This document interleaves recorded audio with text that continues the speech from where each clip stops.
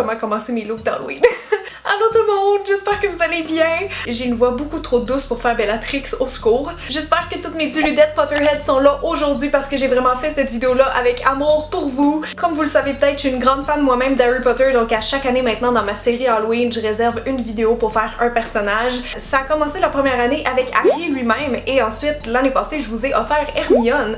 Cette année, j'ai décidé de faire Bellatrix parce qu'on me l'a demandé vraiment souvent dans les dernières années, donc j'espère que ça vous plaît. Perso, je trouve que c'est assez ressemblant comme look, donc je vais tout vous montrer étape par étape comment j'ai fait, incluant mon costume, mes cheveux et tout le tralala. Donc si ça vous intéresse, bienvenue dans mon univers, puis les moldus, rouge rouge.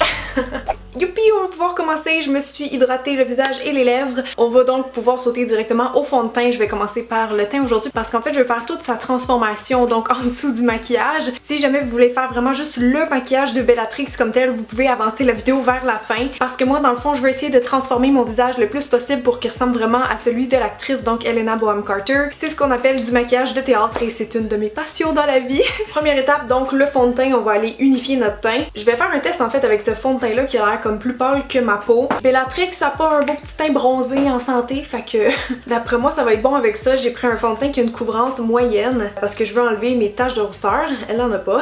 C'est juste la deuxième fois que je teste ce fond de teint là, mais il y a vraiment une bonne tenue.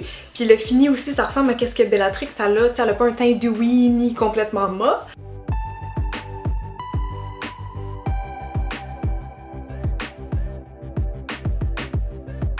Ok, donc fond de teint done, maintenant c'est là que le défi commence parce que si vous remarquez bien, je ressemble pas nécessairement à Helena Bonham Carter.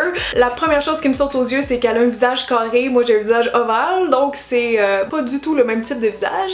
Je vais donc utiliser mes meilleures tactiques pour essayer de vous faire croire que j'ai le visage plus court, plus large, et donc je vais commencer par appliquer beaucoup de lumière dans mon visage. Pour ça, aujourd'hui je vais prendre un cache-cerne qui est trop pâle, tout simplement. Vous pouvez prendre vraiment n'importe quoi, mais je vous conseille de prendre un fard gras. C'est peut-être un peu plus dur à travailler, mais ça donne un résultat plus en 3D si on veut, plus intense. Je vais appliquer ça avec un petit pinceau dans les endroits qui sont très évidents. On parle de mâchoire carrée, mâchoire plus large, donc c'est sûr que j'ai besoin de highlighter toute cette zone-là. Je vais aller tout estomper après, là, je vais juste comme placer les lumières en même temps que vous si jamais vous essayez le maquillage. Je vais en mettre aussi sur mon menton pour le faire un peu plus large, moins pointu.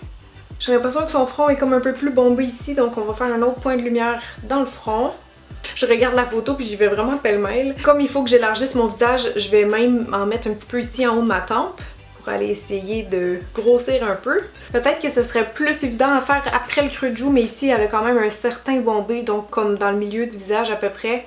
Vraiment en haut de où on va aller faire son fameux creux de joue plus tard. Il y a l'arcade sourcilière qui est quand même assez bombée, donc on va juste highlighter en dessous de l'arche. On dirait qu'elle a un nez un peu plus long que moi, donc je vais mettre un petit peu de lumière au centre.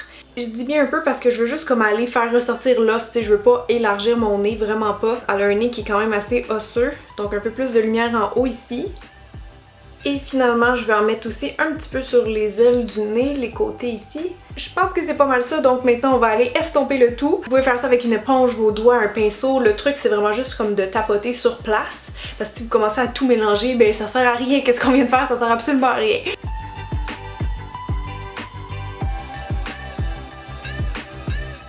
Les lumières ne font aucun sens sans les ombrages. On va aller mettre de l'ombre dans le visage. Donc pour ça, je vais utiliser un autre fard crème, mais cette fois-ci qui est brun clair. C'est un petit duo de Maybelline, vous pouvez trouver ça en pharmacie. D'ailleurs, vous auriez pu prendre ce côté-là pour les lumières, c'est juste que moi, c'est pas assez pâle pour mon teint. En passant, je viens juste de me rendre compte que j'ai oublié de faire mon cou au fond de teint. Il y a comme un petit décalage de couleur. Je vais aller faire ça, je vous reviens. Le brun, il y a quelques endroits que je vais en mettre. Je vais mettre déjà une petite ligne ici pour juste essayer de faire mon menton un peu plus carré, donc juste juste en dessous, faut pas que je parle en même temps, ça bouge le maquillage. Pas trop hein, sinon ça a l'air de la barbe. Je vais essayer de faire la même technique juste pour faire ressortir un peu plus ma mâchoire, donc juste en bas du blanc qu'on a fait. Helena, elle a un pas pire creux de joue.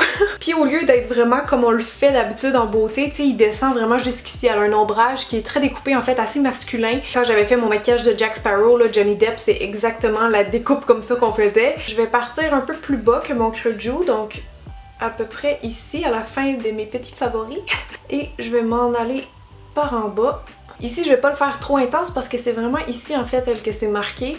et ça va pas tellement plus bas que ça. Là, j'estompe au fur et à mesure, mais vous pouvez aussi tout placer vos ombrages puis le faire après. Il n'y a pas vraiment d'ordre d'importance si vous voulez commencer avec les ombres ou les lumières, c'est pas tellement grave.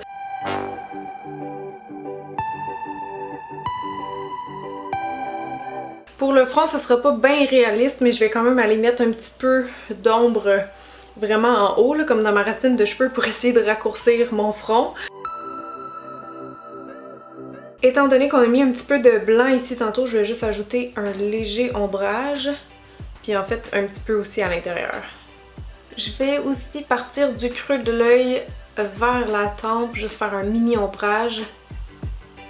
C'est fou là, je suis genre vraiment pas avancée dans le maquillage, mais déjà je commence à pas me reconnaître. Il reste juste à faire le nez maintenant, je pense que c'est toujours le plus difficile étant donné que c'est ce qu'on voit le plus dans le visage, tu sais, c'est ce qui est le plus avancé, donc faut pas le rater. En plus, Elena elle a quand même un nez assez particulier, je sais pas si je vais être bonne pour vous le décrire, mais ce qu'on voit déjà c'est qu'ici à la base là c'est vraiment marqué comme ça creuse, donc on va venir faire comme deux petits C avec notre pinceau, vraiment comme à la base des sourcils, venir creuser à l'intérieur.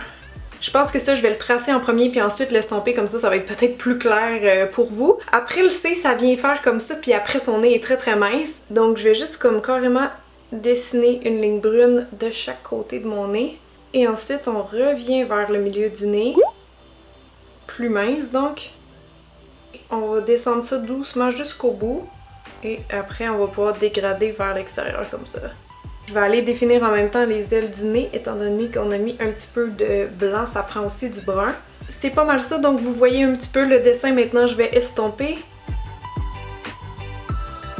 Il y a un autre petit détail pour son nez, c'est qu'elle a les trous de nez un peu plus visibles que les miens quand je regarde tout droit. Je me fie toujours à cette photo-là parce qu'on voit très bien son visage. Donc pour ça, je vous suggère de prendre un crayon, c'est ça le plus facile. Donc juste à rentrer un peu dans votre narine puis faire comme ça.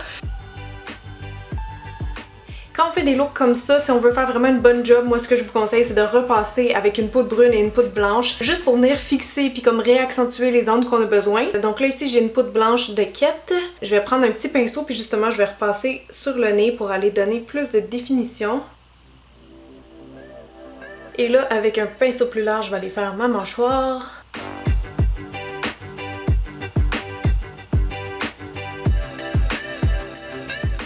Donc les lumières c'est fait, maintenant j'ai cette palette là qui pourrait me servir pour faire mes ombrages. Je vais juste faire un petit mélange de ces deux bruns là sur un pinceau un peu plus large parce que là je vais aller accentuer les ombrages. Donc un petit peu ici.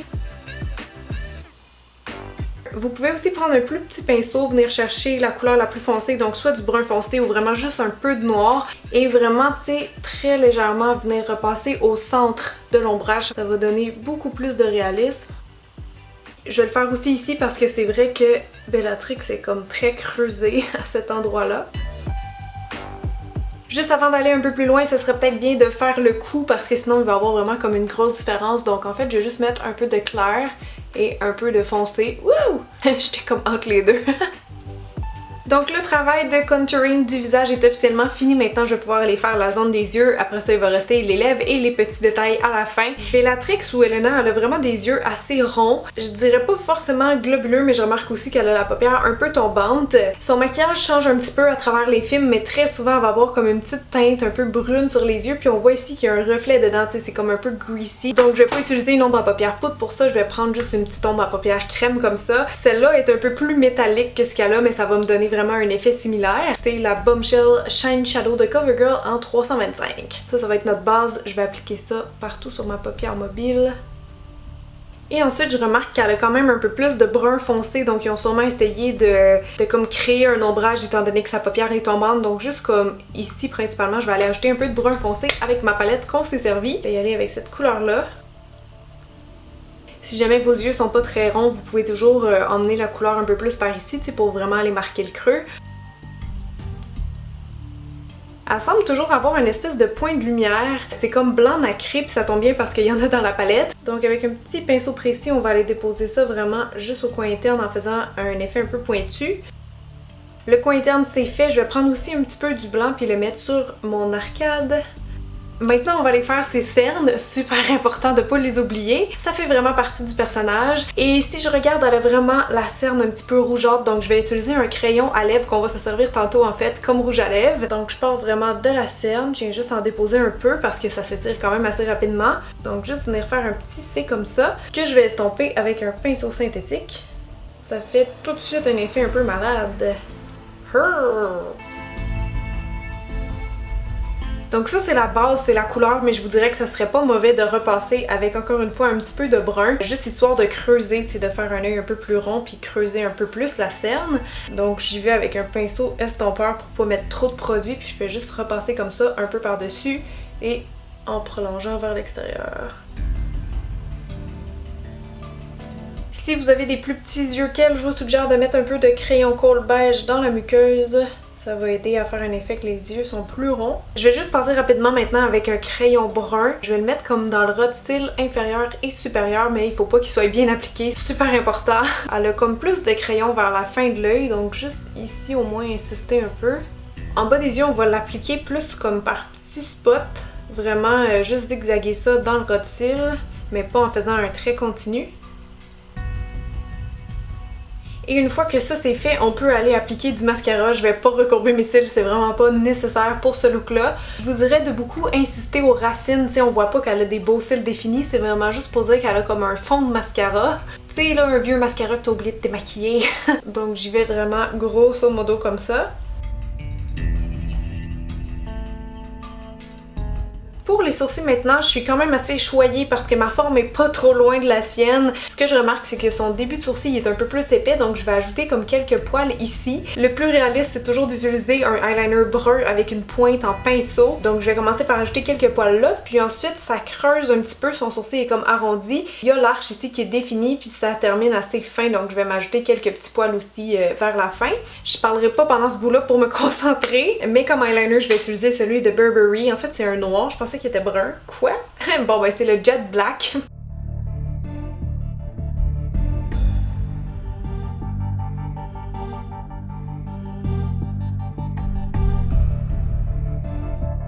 Donc les petits poils sont ajoutés, maintenant je vais peut-être juste repasser un peu avec du brun pour aller comme blender le tout. Maintenant on est rendu à la bouche, mais je vais aller m'occuper des dents en premier parce que je veux pas smudger mon rouge à lèvres. J'imagine que vous avez remarqué, mais Bellatrix a pas une super dentition. Il aurait fallu qu'elle aille voir les parents d'Hermione plus souvent. Donc quelque chose que je vous suggère vraiment d'acheter un jour parce que ça coûte quasiment rien puis ça fait tellement des effets cool. C'est des Tout-FX comme ça. Moi j'en ai un noir ici de Méron et j'ai celui-là de Ben Nye qui est nicotine. En fait je pensais qu'il serait jaune. Je suis allée acheter ça hier à Montréal à Imagine le Fun. Puis j'aurais aimé ça avoir quelque chose de vraiment jaune pour faire ses dents, mais il y a seulement une couleur orangée comme ça. Donc ça va être ma base. Puis par-dessus, je vais rajouter des petites taches noires pour aller faire un effet un peu carrié. Avant d'appliquer ça, il faut vraiment que vos dents soient sèches. Puis moi, je vais même me rentrer un petit coton comme ça en haut. Comme ça, la salive va pas descendre, sinon ça va défaire l'effet. Yahoo! Wow! Oh, c'est sec!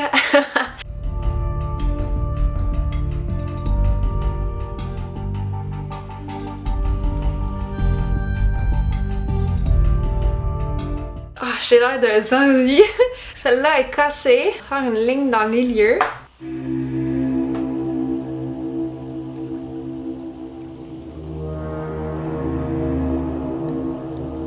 So sexy! Juste pour votre information, ça tient très bien, mais ça s'enlève en brossant les dents ou en utilisant un petit peu d'alcool. Maintenant, donc, je vais pouvoir aller faire sa bouche. Bellatrix, on voit qu'elle a toujours une teinte un peu rougeâtre, estompée sur les lèvres. Genre, elle a jamais un beau rouge à lèvres, c'est sûr. Donc, je vais utiliser un crayon au lieu d'un rouge à lèvres. Comme ça, on va déjà avoir l'effet mop. Puis en même temps, je vais pouvoir aller tracer ma bouche plus comme elle. Elle a la lèvre supérieure un peu plus large puis très arrondie. Donc, je vais grossir un peu mes lèvres en haut et en bas. Une fois que la forme est déterminée, maintenant, je vais remplir au complet mes lèvres avec le crayon.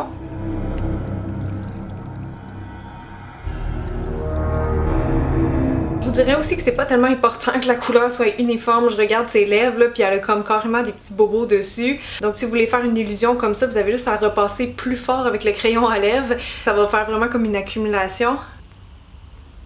Puis ensuite, c'est juste quelques détails, mais vous pouvez toujours venir faire quelques ombres et lumières. Donc je peux mettre un peu de brun sur le contour de ma bouche et un petit peu de blanc vraiment juste dans le centre.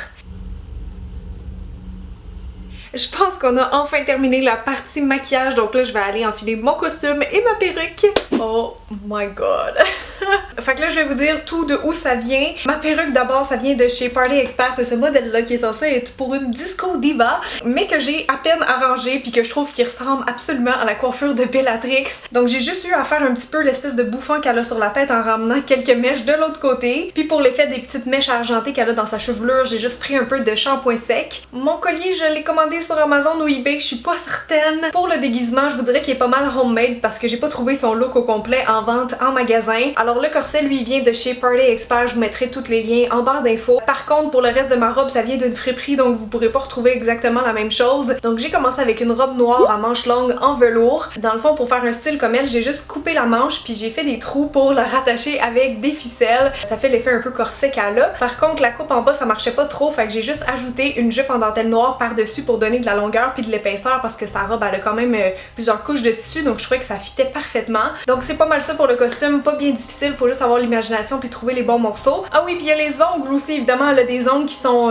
jaunis, tout cassés, donc moi en fait j'ai pris des faux ongles que j'avais ici qui étaient manucure française. Je les ai badigeonnés de vernis pour essayer de faire un semblable de qu'est-ce qu'elle a. Oh et j'ai failli oublier quelque chose de très important dans votre costume. La baguette. Je cherchais pas celle-là parce que mon père me l'a ramassée en Gaspésie, proche d'un étang. Donc non, elle est pas vendue chez Ollivander, je suis désolée, vous allez pas la trouver là. Donc voilà tout le monde, j'espère vraiment que ça vous a plu. J'ai adoré me transformer en Bellatrix pour vous. Si vous êtes des fans d'Harry Potter, vous aussi, laissez un thumbs up parce que tout le monde qui va laisser des thumbs down, on sait que c'est des moldus.